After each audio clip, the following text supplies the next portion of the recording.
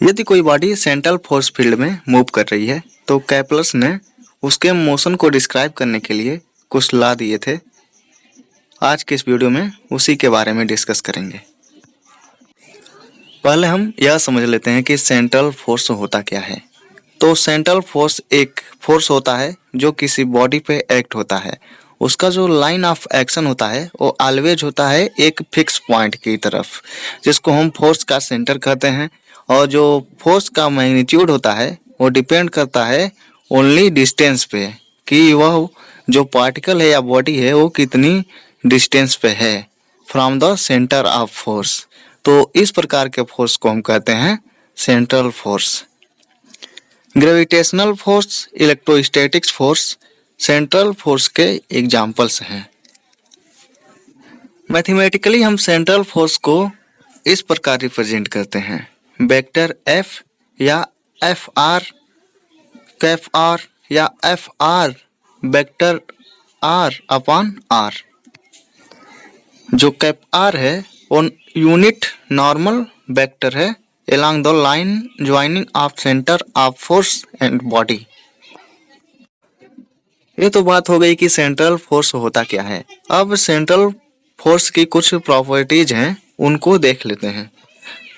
Central force जो होता है वो नेचर में कंजर्वेटिव होता है। यदि V जो हो पोटेंशियल एनर्जी हो ऑफ द सिस्टम, तो जो F होगा वो इस प्रकार लिखेंगे माइनस ग्रेडियंट ऑफ V, या इसको लिख सकते हैं minus del V upon del R। और इसको फिर हम V को लिख सकते हैं माइनस इंटीग्रेशन FdR। यानी यदि हमको फोर्स पता है तो हम पोटेंशियल एनर्जी निकाल सकते हैं, और पोटेंशियल एनर्जी पता है तो हम फोर्स को डिफाइन कर सकते हैं। सेंट्रल फोर्स जो होता है वो कंजर्वेटिव होता है नेचर में। दूसरी प्रॉपर्टी है कि जो सेंट्रल फोर्स होता है वो इनवर्स स्क्वायर लॉ को फॉलो करता है। यानी F जो होगा वो डायरेक्टली प्रोपोर्शनल होगा 1/r स्क्वायर के। यहाँ पे नेगेटिव साइन इसलिए लगाया गया है क्योंकि हम सपोज कर रहे हैं कि जो फोर्स है वो अट्रैक्टिव फोर्स है। तो प्रोपोर्शनलिटी साइन को हटाने के लिए हम यहाँ पे कांस्टेंट का यूज करेंगे।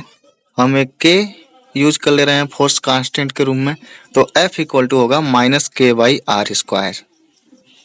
Central force inverse square law को फॉलो करता है। ये कुछ बातें थी सेंट्रल फोर्स के बारे में। अब हम कैपलस लॉ ऑफ मोशन को देखेंगे। कैपलस ने कुछ लॉ दिए थे यदि कोई बॉडी सेंट्रल फोर्स में मूव कर रही है। कैपलस ने 3 लॉ दिए थे, law of elliptical orbit, law of areal velocity, harmonic law, या उसे कहते हैं लॉ ऑफ टाइम पीरियड। जो टी स्क्वायर होगा वो डायरेक्टली प्रोपोर्शनल होगा AQ के। अब बारी बारी से इसको देख लेते हैं। लॉ ऑफ इलिप्टिकल ऑर्बिट, यदि कोई बॉडी सेंट्रल फोर्स में मूव करती है तो जो उसका पाथ होगा वो इलिप्टिकल होगा, और जो फोर्स होगा सेंट्रल फोर्स उसका जो सेंटर होगा वह उस इलिप्स के किसी एक फोसी पे होगा। यह फर्स्ट लॉ था कैपलस का। और सेकेंड लॉ है लॉ ऑफ एरियल वेलोसिटी। जो लाइन ज्वाइनिंग होगी centre of force and body की, यानी जो रेडियस वेक्टर होगा वो स्वेप्ट करेगा equal area in equal time interval. या हम कह सकते हैं कि जो एरियल वेलोसिटी होगी ऑफ द रेडियस वेक्टर वह कांस्टेंट होगी। यह सेकेंड लॉ था कैपलस का। और थर्ड लॉ था हार्मोनिक लॉ या लॉ ऑफ टाइम पीरियड, जिसको हम कहते हैं the square of time period of revolution of body around the centre of force is directly proportional to cube of semi major axis of elliptical path. यानी जो time period होगा उसका जो square होगा वो डायरेक्टली प्रोपोर्शनल होगा semi major axis of elliptical orbit के cube के। अब हम बारी बारी से कैपलस के लॉ को प्रूव करेंगे। हम शुरुआत कर रहे हैं प्रॉपर्टी ऑफ सेंट्रल फोर्स से। हमें पता है कि जो सेंट्रल फोर्स होता है वह इनवर्स स्क्वायर लॉ को फॉलो करता है।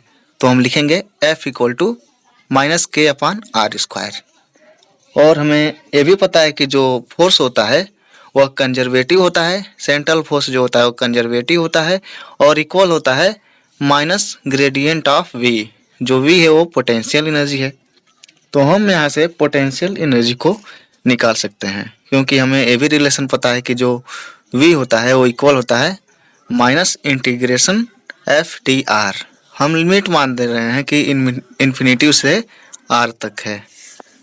अब हम यहाँ पे एफ इक्वल टू माइनस के अपान आर स्क्वायर रखेंगे तो माइनस माइनस प्लस हो जाएगा और हमको मिलेगा V equal to integration over limit infinity to R K upon R square D R. और इसका हम इंटीग्रेशन कर लेंगे तो हमको इतना मिलेगा V equal to K minus 1/r limit infinity to R. और जब लिमिट इसमें पुट करेंगे तो हमको v की वैल्यू मिलेगी v इक्वल टू माइनस के अपान आर। अब कोई भी बॉडी सेंट्रल फोर्स फील्ड में मूव कर रही है तो उसका जो पाथ होगा वो लाई करेगा एक प्लेन में। हम मान ले रहे हैं कि जो प्लेन है उसके जो कोऑर्डिनेट हैं पोलर कोऑर्डिनेट हैं आर और थीटा।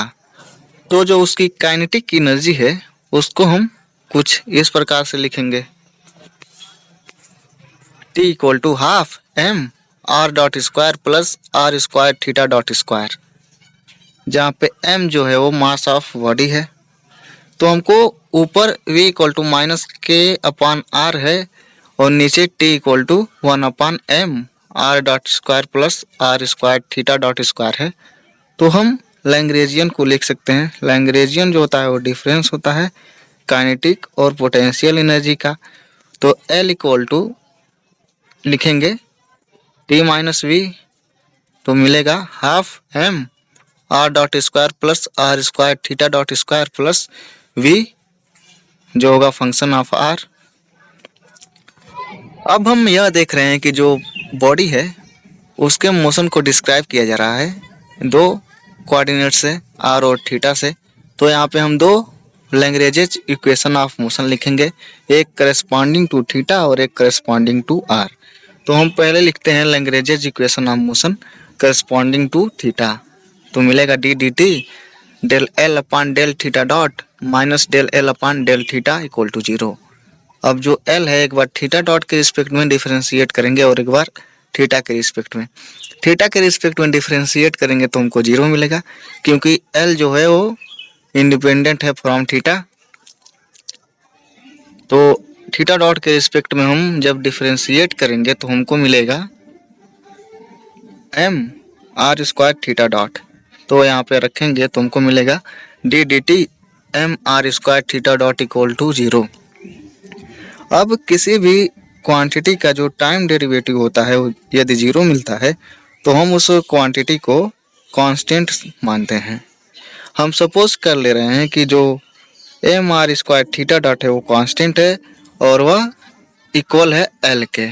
इसको इक्वेशन 2 सपोज कर ले रहे हैं और D D T M R square theta dot equal to 0 को इक्वेशन 1 सपोज करेंगे।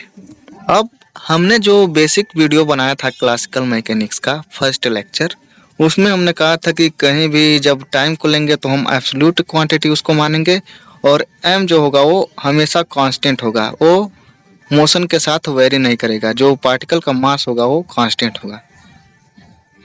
तो हम कहेंगे m जो है वो कांस्टेंट है और m की जगह पे हम किसी और कांस्टेंट को यूज करेंगे 1/2 को। तो जो इक्वेशन 1 जो होगा वो हमारा हो जाएगा m के जगह पे 1/2 लिखेंगे D D T half R square theta dot equal to 0। जो क्वांटिटी हमको मिल रही है half R square theta dot वह कांस्टेंट होगी और यही कांस्टेंट क्वांटिटी जो है वह रिप्रेजेंट करेगी एरियल वेलोसिटी को। जो रेडियस वेक्टर का एरियल वेलोसिटी होगा उसको रिप्रेजेंट करेगी। इस प्रकार जो कैपलर्स सेकेंड लॉ था वो यहाँ पे प्रूव हो रहा है। जो areal velocity of radius vector होगी वो कांस्टेंट होगी। इसको यदि हम देखना चाहें तो हमें पता है कि जो टोटल एरिया होगा वो इलिप्स के एरिया के बराबर होगा। हम स्मॉल एलिमेंट्री एरिया यदि ds सपोज करें और जो O है वो सेंटर ऑफ फोर्स है, P जो है वो पार्टिकल है, और जो R है वो वेक्टर है, रेडियस वेक्टर।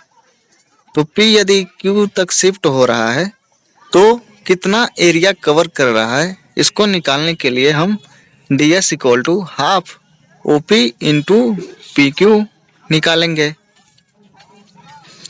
OP की वैल्यू हमको R पता है, PQ की वैल्यू निकालने के लिए हम साइन थीटा का यूज करेंगे। Sine theta equal to PQ upon OP होगा। Sine D theta equal to होगा PQ अपान R, और R sine D theta equal to होगा PQ, और स्मॉल थीटा के लिए साइन डी थीटा को हम डी थीटा सपोज कर सकते हैं। तो यहाँ से हमको PQ इक्वल टू मिलेगा R डी थीटा। अब हम ds इक्वल टू लिख सकते हैं half R into R D theta. तो यहाँ से मिलेगा हमको ds equal to half R square D theta. अब यहाँ पे हम dt को इंट्रोड्यूस करेंगे, dt से होल इक्वेशन को डिवाइड करेंगे, तो हमको मिलेगा ds upon dt equal to half R square D theta upon dt। अब ds अपान dt जो होगा वो वेलोसिटी को रिप्रेजेंट करेगा और d theta upon dt theta dot को। तो यहाँ पे v जो होगा इक्वल होगा half R square theta dot के। और ऊपर हमने दिखाया है कि half R square theta dot जो होगा वो कांस्टेंट होगा।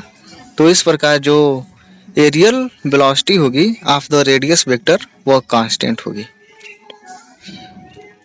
अब हम लैग्रेंज इक्वेशन ऑफ मोशन लिखेंगे करस्पॉन्डिंग टू R। तो लिखेंगे D D T del L upon del R dot minus del L upon del R equal to 0। L का एक बार डिफरेंशिएशन करेंगे पार्शियली R डॉट के रिस्पेक्ट में, एक बार डिफरेंशिएशन करेंगे R के रिस्पेक्ट में।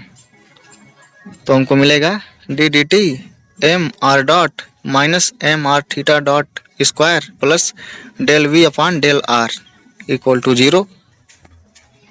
अब हमें पता है कि जो R डॉट है वो टाइम का भी फंक्शन होता है, तो इसको हम एक बार और डिफरेंशिएट करेंगे, तो हम लिख सकते हैं m r double dot minus m r theta dot square plus del V upon del R equal to 0।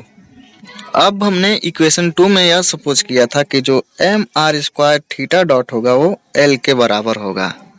तो अब हम यहाँ पे थीटा डॉट की जगह पे L upon M R square लिखेंगे।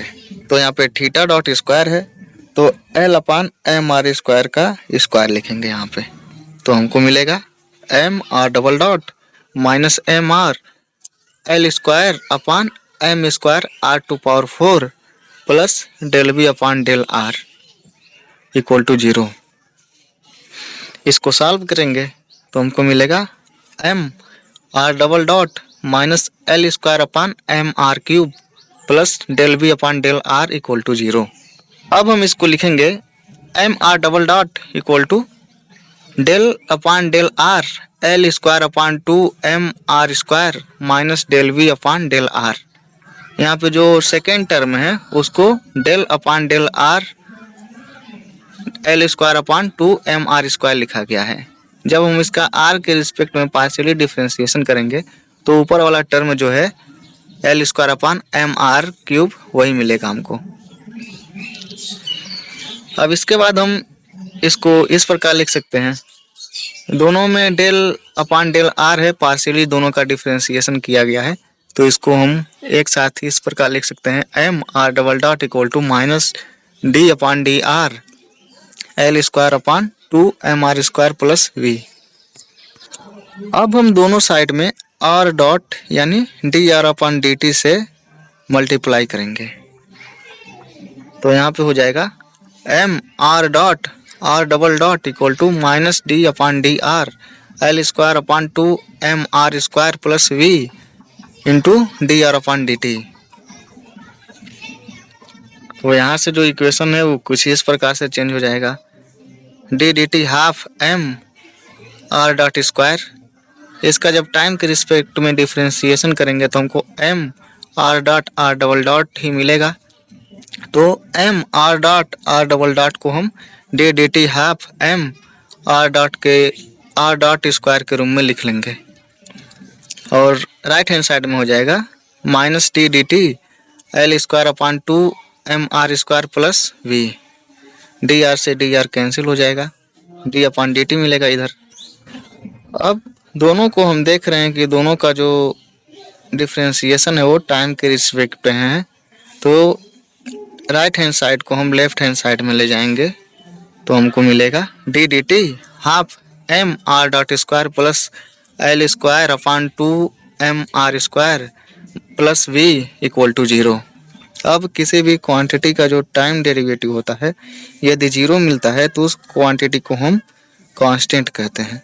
तो हम यहाँ पे एज्यूम करेंगे कि जो half M R dot square plus l square upon 2mr² plus v है वो कांस्टेंट है। इसको इक्वेशन 4 सपोज करेंगे। इक्वेशन 2 में हमने m are square theta dot की जगह पे एल सपोज किया था। हमने सपोज किया था कि m are square theta dot l के बराबर है, तो एल स्क्वायर के जगह पे हम m square r to power 4 theta dot square लिखेंगे जहाँ जहाँ पे एल है। तो हो जाएगा हमारा equation 4 half M R dot square plus m square r to power 4 theta dot square upon 2mr² plus we जो कि कांस्टेंट होगा। अब इसको सॉल्व करेंगे तो हमको मिलेगा half M R dot square plus half M R square theta dot square plus v equal to constant. अब लेफ्ट हैंड साइड के फर्स्ट और सेकेंड टर्म में से हम हाफ एम को कॉमन कर लेंगे, तो कॉमन करेंगे तो हमको मिलेगा half M R dot square plus are square theta dot square plus v equal to constant. और हम देख रहे हैं कि जो फर्स्ट टर्म है half M R dot square plus are square theta dot square वह काइनेटिक एनर्जी को और वी जो है वो पोटेंशियल एनर्जी है। तो काइनेटिक और पोटेंशियल एनर्जी के जो योगफल होता है वह एनर्जी को रिप्रेजेंट करता है जो कि कांस्टेंट होता है। तो हम यहाँ पे लिख सकते हैं t plus v equal to e, और जो half M R dot square plus are square theta dot square plus v है वो ई के बराबर हो जाएगा। अब इस इक्वेशन को हम यूज करेंगे आर डॉट की वैल्यू निकालने के लिए। आर डॉट की वैल्यू निकालने के लिए हम आर डॉट को छोड़कर बाकी सारे टर्म को राइट हैंड साइड में ले जाएंगे, तो मिलेगा हमको r dot equal to under root 2 upon m e minus v minus l square upon 2mr²। अब 2 अपान एम को अंडर मल्टीप्लाई करेंगे तो हमको मिलेगा, और आर डॉट को हम लिख सकते हैं d r upon D t. तो इक्वेशन मिलेगा हमको d r upon D T equal to under root 2e upon m minus 2v upon m minus l square upon m square r square. अब हम यहाँ पे v की value रखेंगे, जो हमने v की वैल्यू निकाला था माइनस के अपान आर यहाँ पे रखेंगे तो d r upon D t हो जाएगा under root 2e upon m plus 2k upon M r minus l square upon m square r square. अब इसको हम डिवाइड करेंगे थीटा डॉट से। थीटा डॉट जो होता है d theta upon D t होता है, या उसको हम l upon M R square कहते हैं। तो लेफ्ट हैंड साइड में हम d theta upon D T लिखेंगे और राइट हैंड साइड में L upon M R square लिखेंगे, उससे डिवाइड करेंगे तो लेफ्ट हैंड साइड में मिलेगा d r upon D t into d t upon d theta, और राइट हैंड साइड में मिलेगा under root 2e upon m plus 2k upon M r minus l square upon m square r square whole divided by l upon M R square. अब इसको हम लिख सकते हैं d theta equal to l upon M R square D r upon under root 2e upon m plus 2k upon M r minus l square upon m square r square. अब हम इसको solve कर सकते हैं by substitution. Are की जगह पे हम 1 अपान यू लिखेंगे, तो डी आर इक्वल टू मिलेगा -1 upon u square d you. अब जहाँ पे आर है वहाँ पे 1 अपान यू लिखेंगे और डी आर की जगह पे -1 upon u square d you लिखेंगे। तो इक्वेशन कुछ इस प्रकार से रिड्यूस हो जाएगा d theta equal to l u square upon m minus 1 upon u square d u whole divided by under root 2e upon m plus 2k u upon m minus l square u square upon m square. इसको solve करेंगे तो हमको मिलेगा अगले step में d theta equal to minus l upon M d u upon under root 2e upon m plus 2k u upon m minus l square u square upon m square. Right hand side में जो L upon M है उसको नीचे ले जाएंगे तो m upon L हो जाएगा। तो इसको लिख सकते हैं d theta equal to minus d u upon m upon l under root 2e upon m plus 2k u upon m minus l square u square upon m square. अब under root के बाहर है तो m upon l है, under root के अंदर ले जाएंगे तो यह एम स्क्वायर एल स्क्वायर हो जाएगा। तो इसको जब अंडर रूट के अंदर ले जाएंगे तो हमको मिलेगा सॉल्व वो करके d theta equal to minus d u upon under root 2e m upon m l square plus 2k u m upon l square minus u square.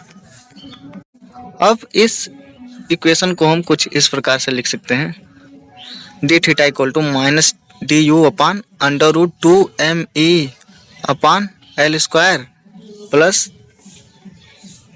M square k square upon l to power 4 minus u minus m के upon l square का whole square.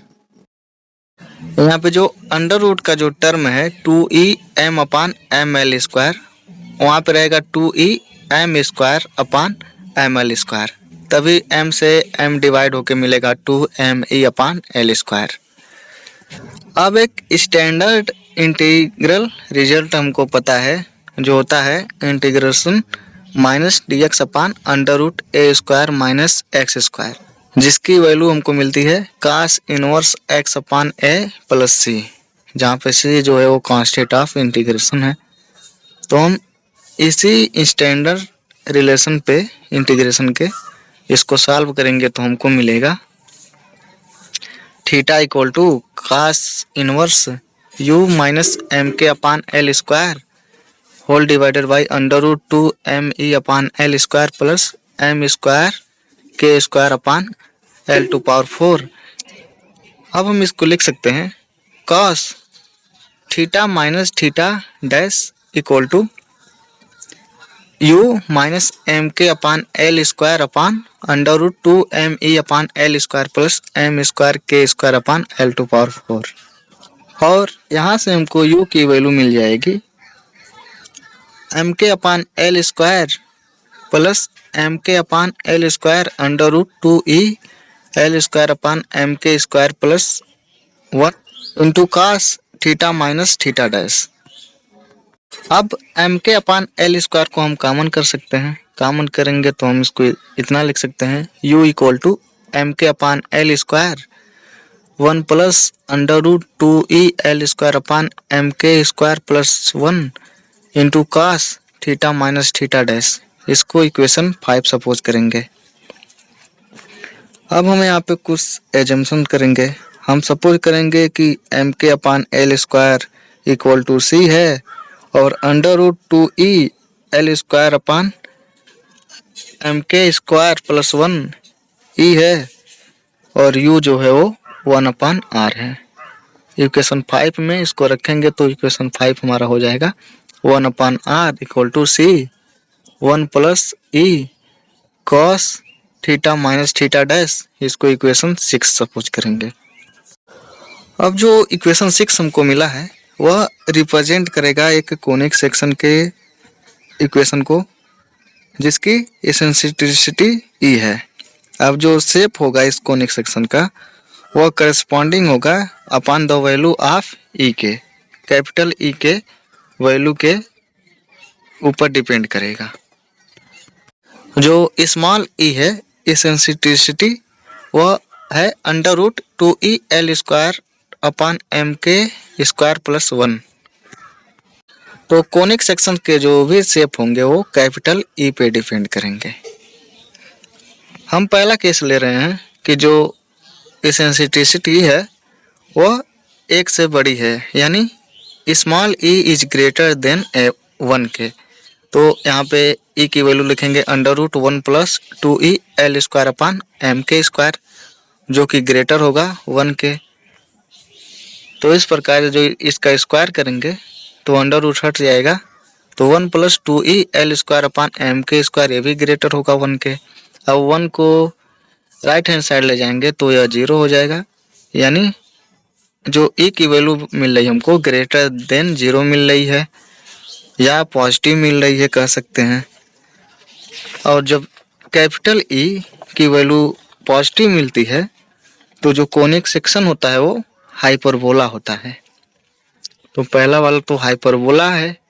अब second condition हम use करते हैं, जो small ई है वो equal है 1 के।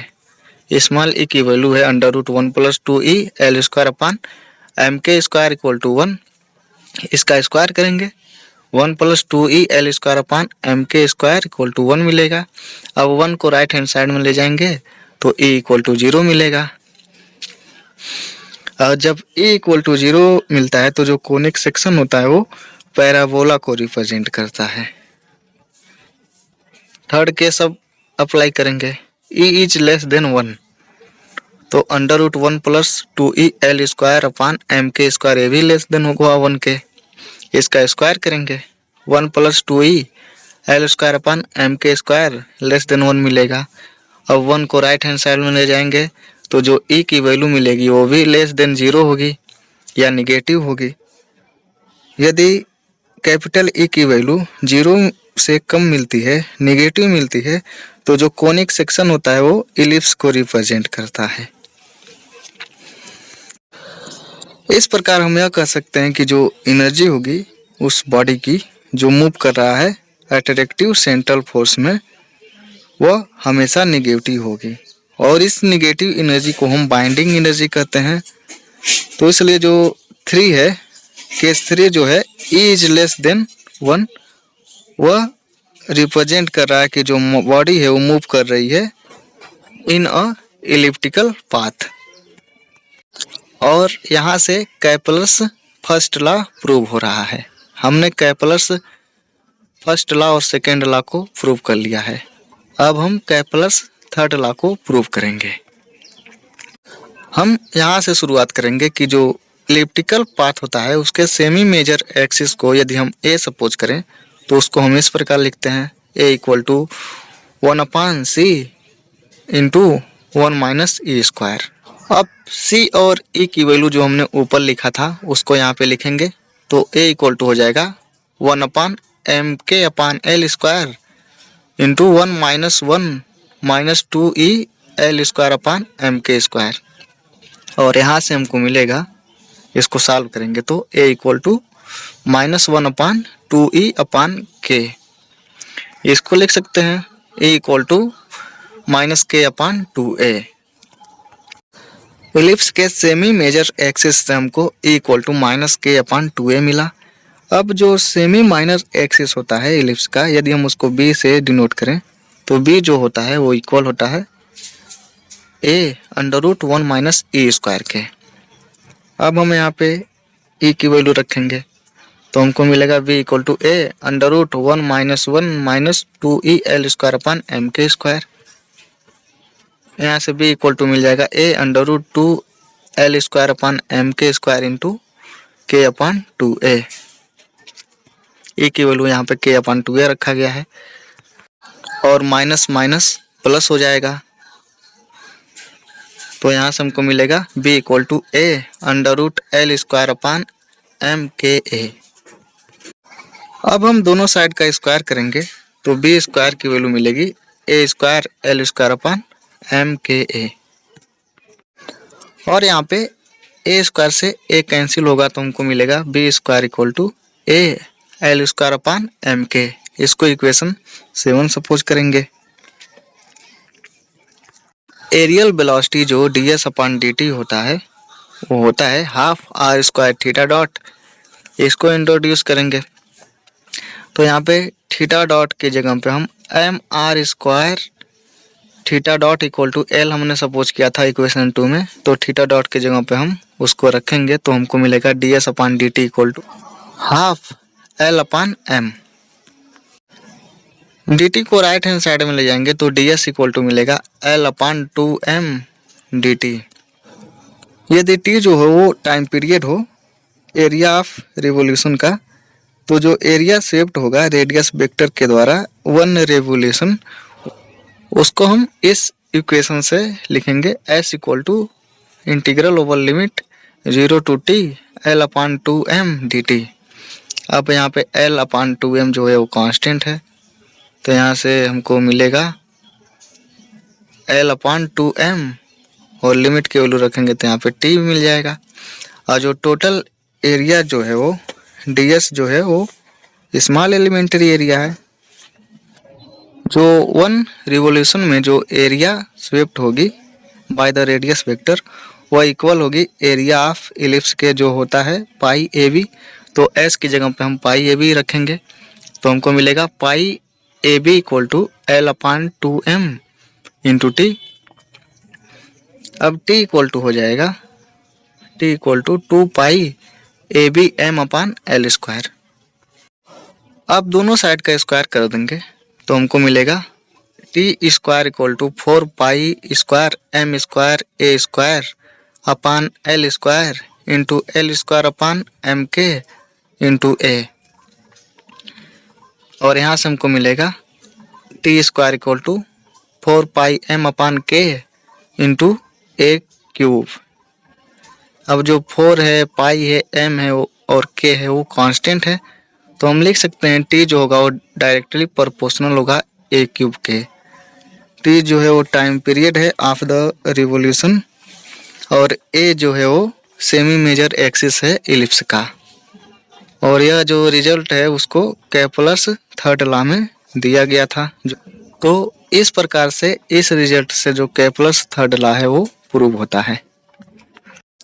तो आज के इस वीडियो में हमने कैपलर्स लॉ ऑफ मोशन को डिस्कस किया और उसको प्रूव भी किया। यह लैग्रेंजियन का लास्ट वीडियो लेक्चर था। इसके बाद हम जब क्लासिकल मैकेनिक्स में आगे प्रोसीड करेंगे तो हम हैमिल्टोनियन मैकेनिक्स के बारे में डिस्कस करेंगे। आई होप कि वीडियो आपके लिए हेल्पफुल रहा होगा। मिलेंगे अगले वीडियो में इसी टॉपिक को आगे बढ़ाते हुए। तब तक के लिए धन्यवाद। और हाँ, यदि आप हमारे इस चैनल पर नए हैं तो इस वीडियो को लाइक करें और हमारे चैनल को सब्सक्राइब करें ताकि आने वाली वीडियो में ज़रूर मुलाकात हो। Thanks for watching.